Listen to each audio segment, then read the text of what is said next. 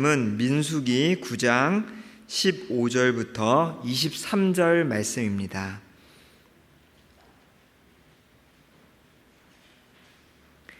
제가 읽겠습니다. 성막을 세운 날에 구름이 성막 곧 증거의 성막을 덮었고 저녁이 되면 성막 위에 불 모양 같은 것이 나타나서 아침까지 이르렀으되 항상 그러하여 낮에는 구름이 그것을 덮었고 밤이면 불 모양이 있었는데 구름이 성막에서 떠오르는 때에는 이스라엘 자손이 곧 행진하였고 구름이 머무는 곳에 이스라엘 자손이 진을 쳤으니 이스라엘 자손이 여호와의 명령을 따라 행진하였고 여호와의 명령을 따라 진을 쳤으며 구름이 성막 위에 머무는 동안에는 그들이 진영에 머물렀고 구름이 성막 위에 머무는 날이 오랠 때에는 이스라엘 자손이 여호와의 명령을 지켜 행진하지 아니하였으며 혹시 구름이 성막 위에 머무는 날이 적을 때에도 그들이 다만 여호와의 명령을 따라 진영에 머물고 여호와의 명령을 따라 행진하였으며 혹시 구름이 저녁부터 아침까지 있다가 아침에 그 구름이 떠오를 때에는 그들이 행진하였고 구름이 밤낮 있다가 떠오르면 곧 행진하였으며 이틀이든지 한 달이든지 1년이든지 구름이 성막 위에 머물러 있을 동안에는 이스라엘 자손이 진영에 머물고 행진하지 아니하다가 떠오르면 행진하였으니 곧 그들이 여호와의 명령을 따라 진을 치며 여호와의 명령을 따라 행진하고 또 모세를 통하여 이르신 여호와의 명령을 따라 여호와의 직임을 지켰더라. 아멘. 제가 일하고 있는 조이 선교회에서 작년 말에 조직 개편이 있었습니다. 코로나 이전부터 국내에 있는 대학생 선교가 매우 어렵다 하는 이야기들이 많았는데 코로나로 더 위축되었기 때문입니다. 이 위기를 극복하기 위해서 저희 단체는 조직 전체를 다운사이징 하기로 했고 그래서 제가 7년 동안 몸담아서 섬겼던 해외 선교부가 해체가 되었습니다. 저는 보직이 변경되어서 국내 대학생 사역을 위해서 캠퍼스로 돌아오게 되었습니다. 제가 맡은 학교가 숭실대였는데요. 숭실대는 미션 스쿨입니다. 그래서 모든 학생들을 대상으로 채플, 즉 종교 활동이 있습니다. 저는 이 채플에서 신입생들을 만나서 그들을 전도할 그런 예정이었습니다. 그런데 올 3월에 오미크론이 확산됨을 통해서 올 상반기에 채플이 정상적으로 운영될 수 없었고 주로 비대면 모임이 진행이 되었습니다. 작년 조직 개편부터 숭실대 채플까지 1년 넘게 저는 제대로 되는 일 하나 없이 인내의 시간만을 보내고 있습니다. 저뿐만 아니라 코로나 팬데믹에 이어서 전쟁과 기후위기로 미래에 대한 불확실성이 커진 사람들을 저는 주변에서 많이 만나보게 됩니다.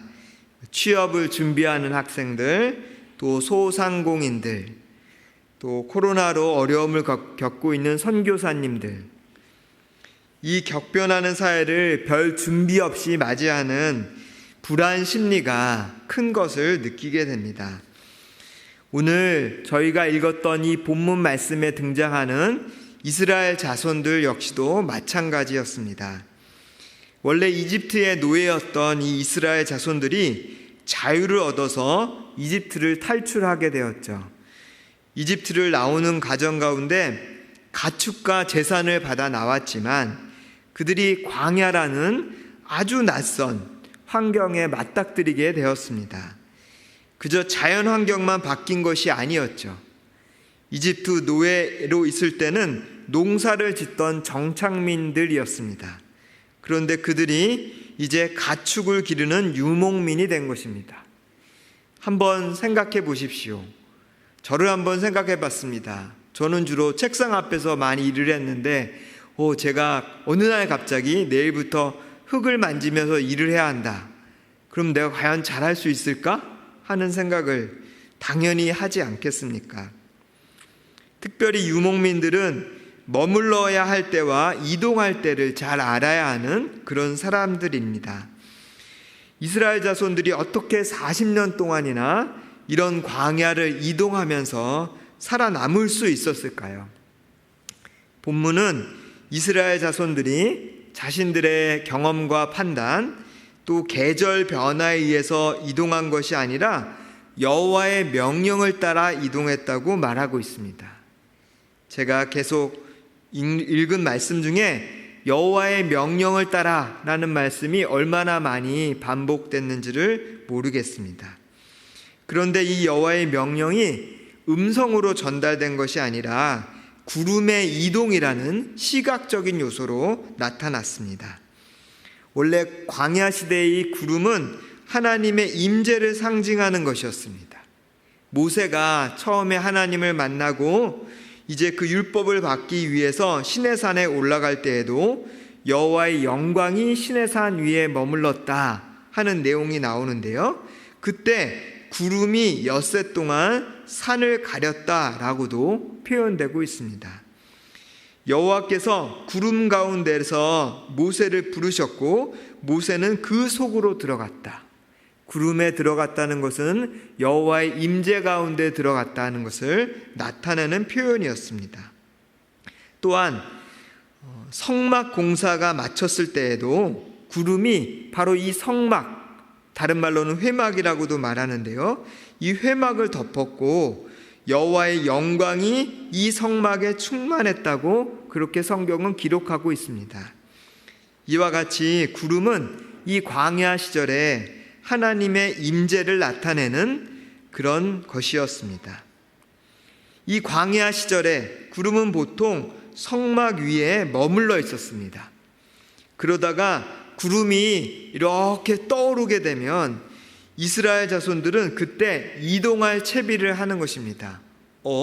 구름이 떠오르네? 이건 우리가 움직이라는 뜻이야 하는 그런 판단을 하는 거죠. 그리고 그 구름이 이동하면 그 구름을 따라서 그들은 행진했습니다. 그리고 구름이 가다가 멈추는 곳, 머무는 곳에 다시 그들이 텐트를 치고 진을 쳤다고 성경은 말하고 있습니다. 밤에는 구름 속에서 빛이 나와서 불 모양이 되기도 했습니다. 성경은 이것을 가르쳐서 구름 기둥이다, 불 기둥이다 라고도 표현하고 있습니다. 오늘 어떤 작가의 그림을 가지고 왔는데요. 바로 이스라엘 광야 시대를 묘사한 그런 그림이기도 합니다.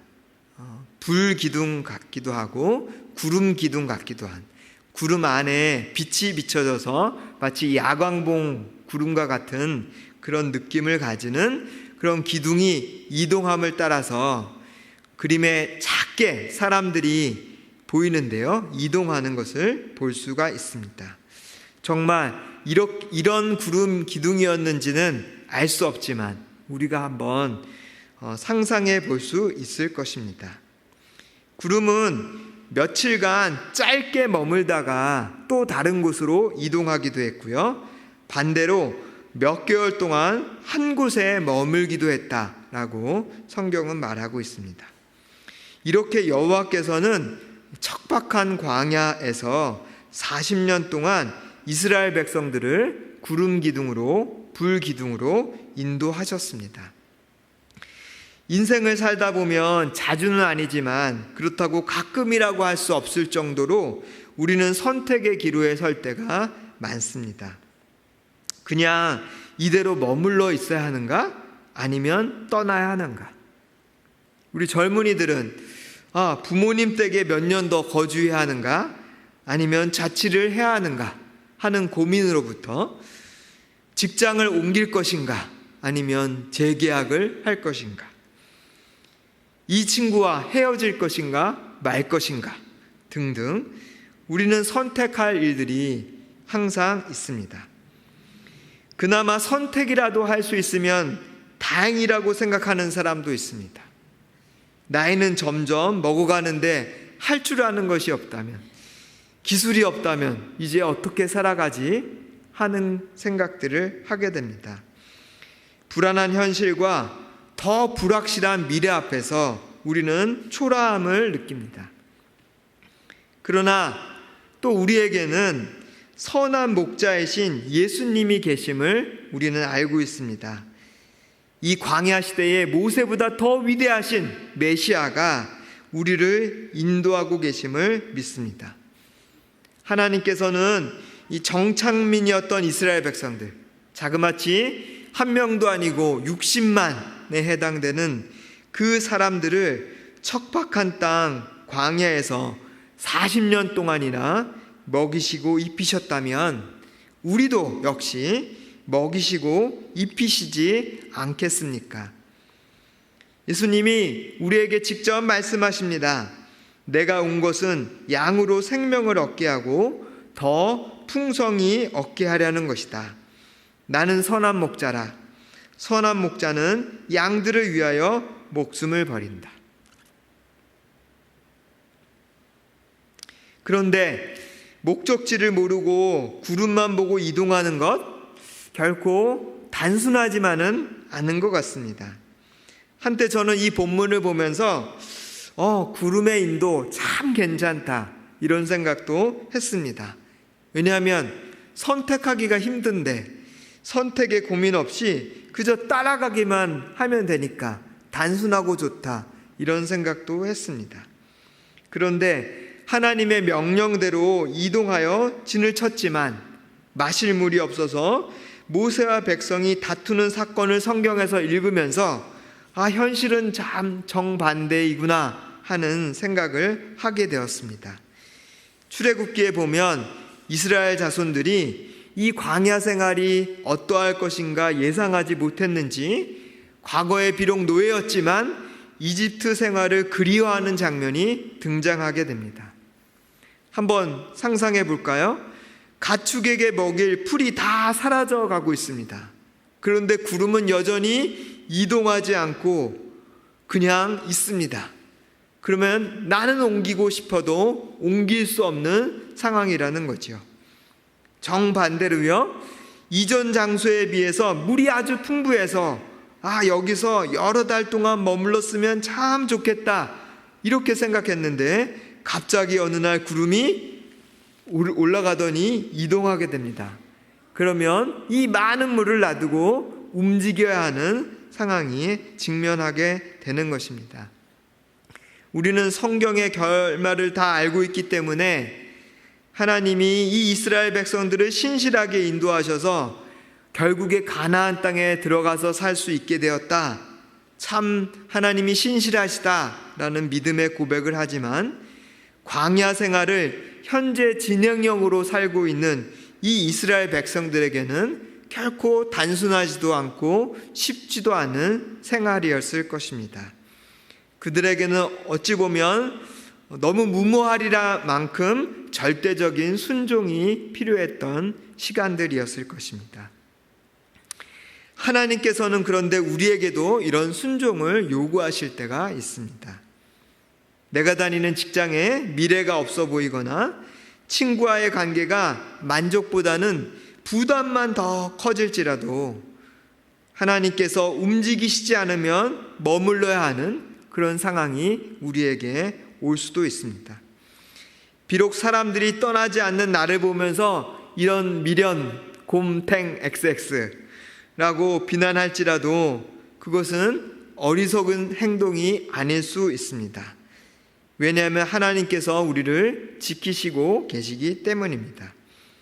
반대로 현재 내 가정생활, 직장생활이 너무 여유롭고 내 주변에 있는 사람들과 아주 오래도록 교제했기 때문에 편할지라도 하나님께서 명령하시면 떠나야 하는 상황이 올 수도 있습니다.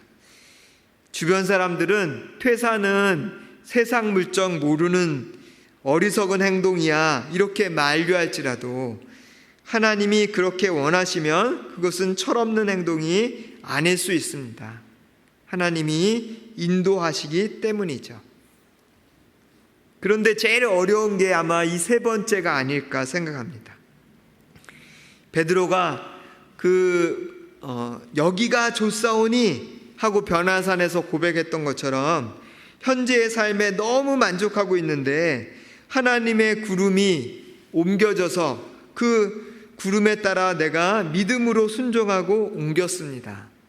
그리고 하나님의 명령에 순종해서 옮겼기 때문에 이제 하나님이 내게 순탄한 길을 주시겠지? 이렇게 생각했던 순간 다시 그 구름이 또 다른 장소로 이동하는 것을 목격하는 것입니다. 다시 말해서 내가 정말 열심히 기도하면서 하나님의 뜻을 구하며 이사를 하고 직장을 하고 관계들을 새로 쌓아가고 있는데 그곳에 전혀 성과가 나타나지 않고 상황이 더 어려워지는 순간을 맞닥뜨리게 되는 것입니다. 믿음이 좋은 그리스도인들은 이런 경우에 내가 하나님의 뜻을 잘못 분별해서 기도를 좀 덜해서 섣부르게 옮겼다고 자책하고 후회하기도 합니다. 물론 하나님의 뜻을 잘못 분별한 경우도 있겠지만 저는 하나님의 계획 자체가 짧게 머무는 것일 수도 있다 하는 것을 우리는 알아야 된다고 생각합니다. 오늘 이 이스라엘 백성들이 광야 생활에서 구름이 옮기는 것에 따라서 옮겼듯이 그냥 하나님의 뜻이 잠깐 여기 머물다가 또 옮기는 것이기에 옮겨지는 것. 물론 잦은 이동은 많은 에너지를 소비하기에 괴롭죠. 하지만 그 안에 하나님의 계획이 다 있는 것입니다. 결코 우리의 인생에 있어서 돌아가는 길, 쓸모없는 길, 시간 낭비하는 길은 없다는 것입니다. 설교를 들으면서 저한테 이렇게 질문하실 수도 있겠습니다. 목사님, 다 알겠어요. 하나님께 순종하라는 거잖아요. 그런데 하나님의 구름이 이동하는지 머무는지 그건 어떻게 알 수 있는 거죠? 하는 질문을 하실 수 있습니다. 하나님의 인도하심을 받는 방법도 여러 가지겠죠. 가장 대표적인 것이 하나님의 말씀을 통해서입니다. 저는 매일 경건의 시간, 이거는 이제 quiet time이라는 것을 한국말로 번역한 표현인데요. 또는 많은 분들이 줄여서 QT라고도 하는 그런 시간들을 갖습니다. 여러분들이 기독교 서점에 가면 관련된 책자들이 여럿이 있는데요.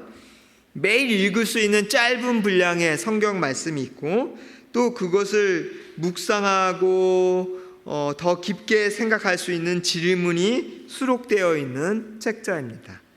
저는 이 큐티집을 통해서 매일매일 말씀을 읽고 묵상하면서 하나님의 뜻을 이해하려고 애쓰고 있습니다. 더 쉬운 방법이 있습니다.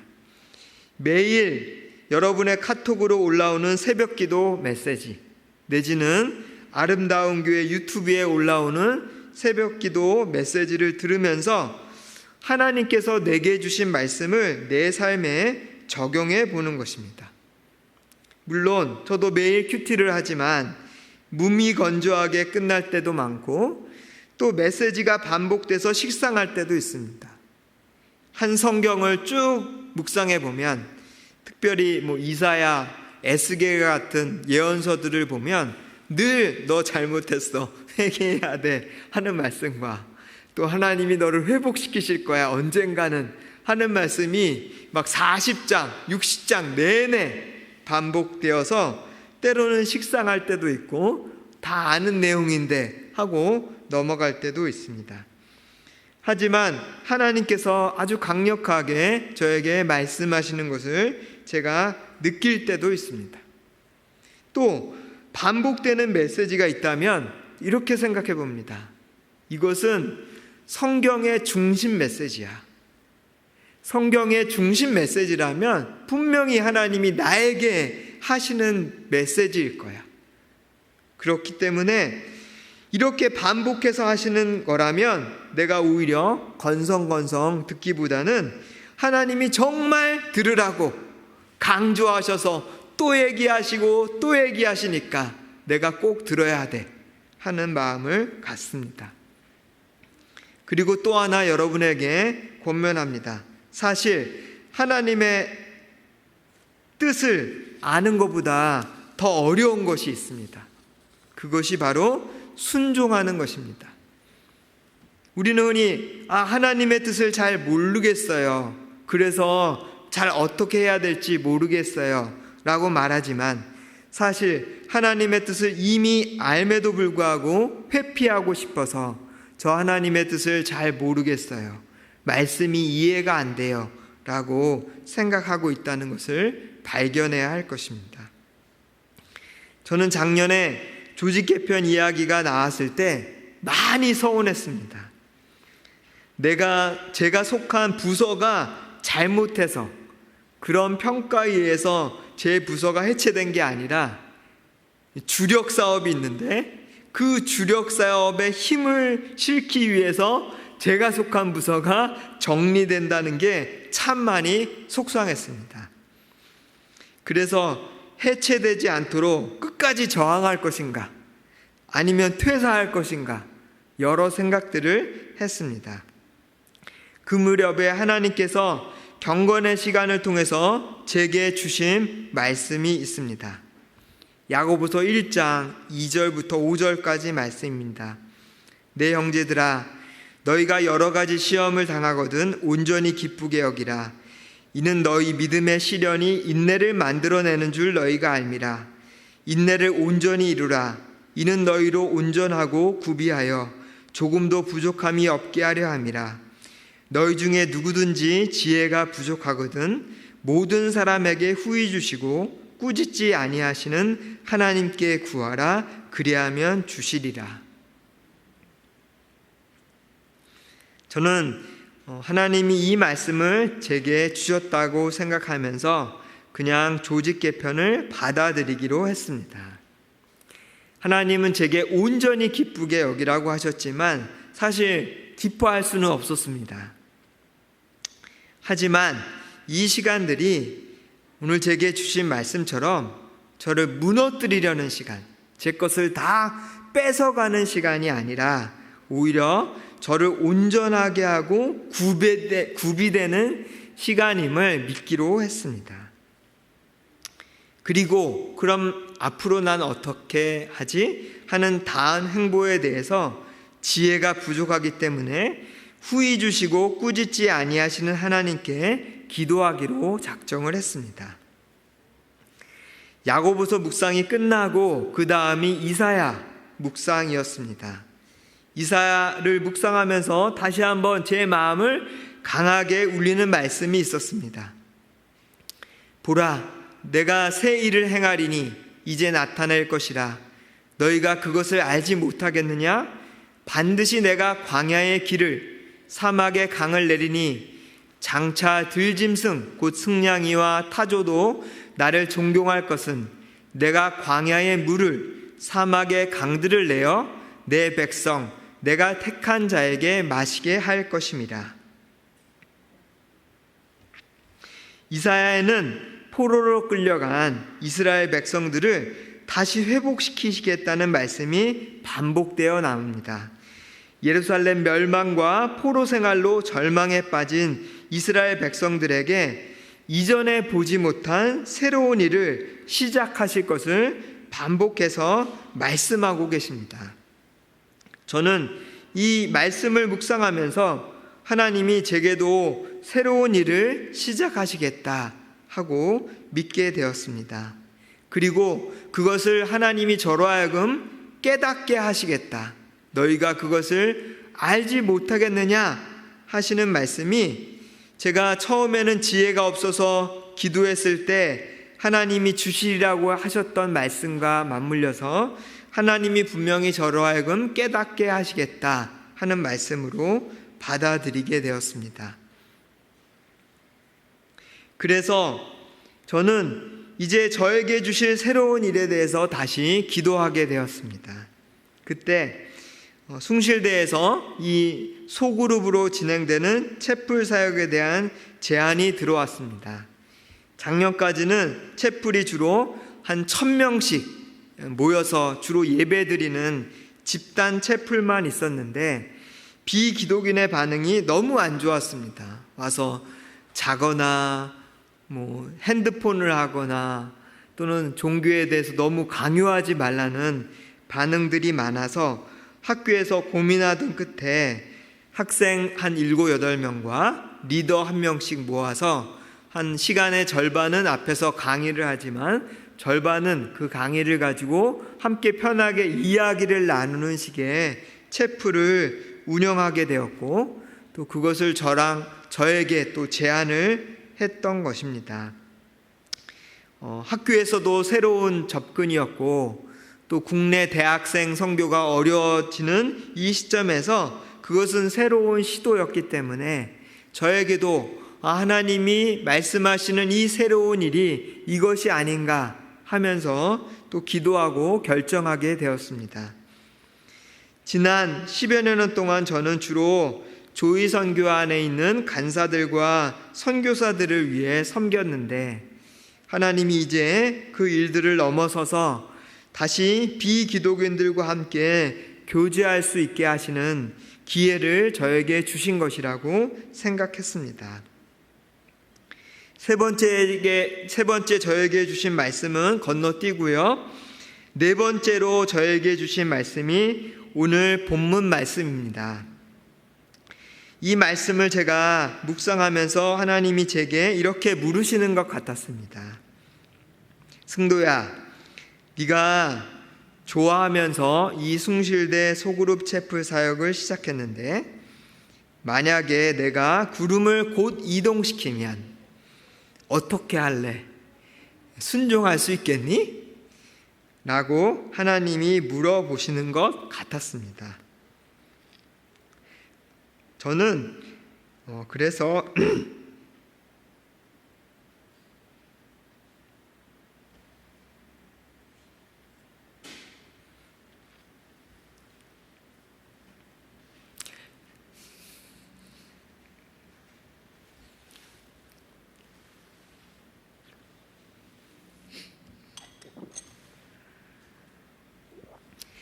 순종하는 게 쉽지만 않은 것 같습니다.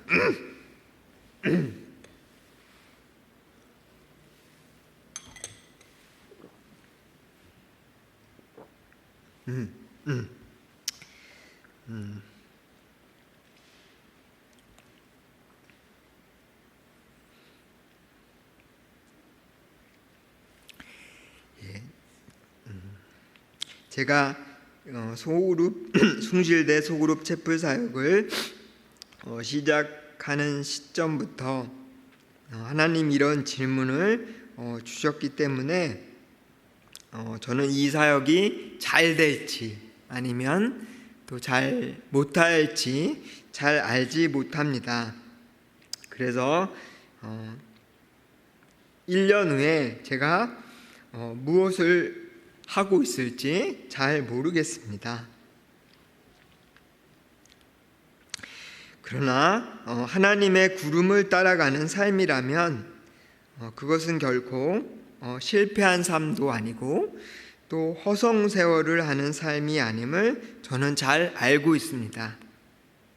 비록 제 인생 여정 하나하나 그 과정 하나하나를 다 알지 못하지만 또 하나님께서 그 인생 여정 하나하나를 미리 다 알게 하시지는 않지만 저는 최종 목적지와 저를 인도하시는 분이 누구이신지를 알고 있습니다.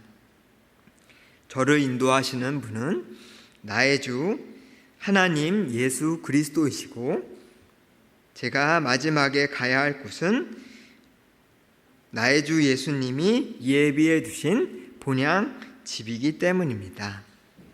기도하시겠습니다.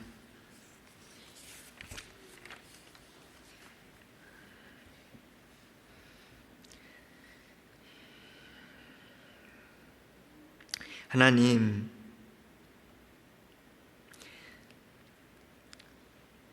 우리를 고아와 같이 내버려 두지 아니하시고 자기 자녀로 삼으셔서 눈동자와 같이 지켜주심을 믿습니다. 참새도 들에 핀 백합화도 먹이시고 입히시는 분임을 믿습니다. 그래서 저희가 하나님의 구름이 이동하는 대로 순종하며 가기를 소망합니다.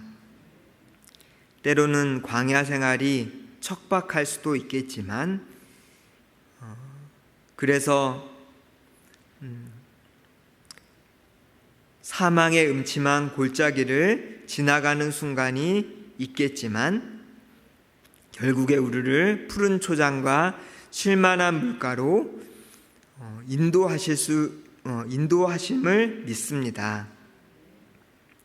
우리가 평생 하나님을 의지하고 따라가는 승리하는 삶을 살아가는 저희들이 될 수 있도록 도와주십시오. 예수님 이름으로 기도드렸습니다. 아멘.